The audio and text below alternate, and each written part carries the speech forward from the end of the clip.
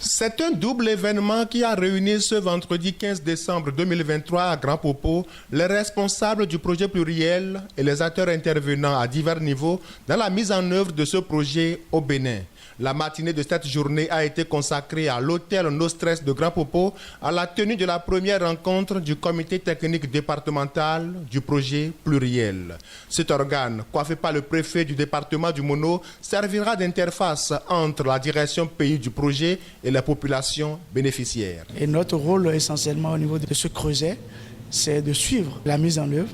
de nous assurer que tout ce qui s'opère sur le terrain est en phase avec les prescriptions du document de projet et éventuellement faire des remontées d'informations ou essayer de procéder à des ajustements en temps de besoin. Intervenant au Bénin depuis 2021 et ce jusqu'en 2027, le projet pluriel s'investit pour le renforcement de la santé et les droits sexuels et reproductifs, non seulement au Bénin, mais aussi au Burkina Faso et au Mali. Fatou Alpha Sissé, directrice pays du projet pluriel au Bénin. Le projet pluriel, c'est un projet qui est multisectoriel,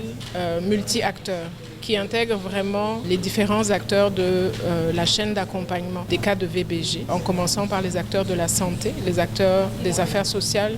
de la justice, de la police, les acteurs communautaires. C'est un projet vraiment qui se veut inclusif et englobant dans l'accompagnement des cas de VBG. C'est un projet aussi qui vise à promouvoir et à faciliter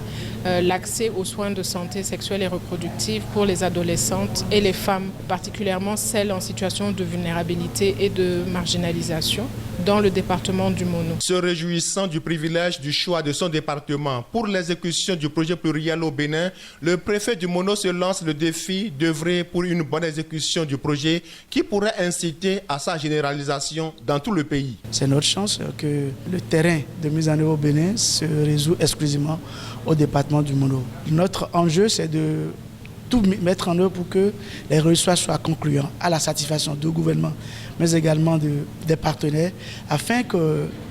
dans une prochaine phase, on puisse constater une mise à l'échelle nationale de ce projet qui pourra vraiment renforcer sur ce chantier de protection des femmes et des enfants vulnérables de notre département.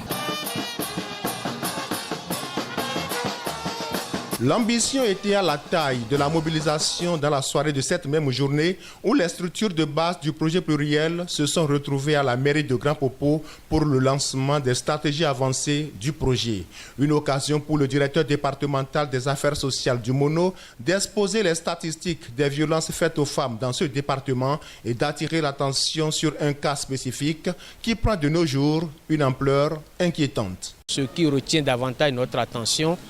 c'est le cas des violences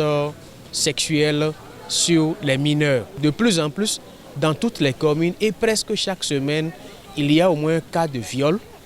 et dont l'auteur est soit le parent,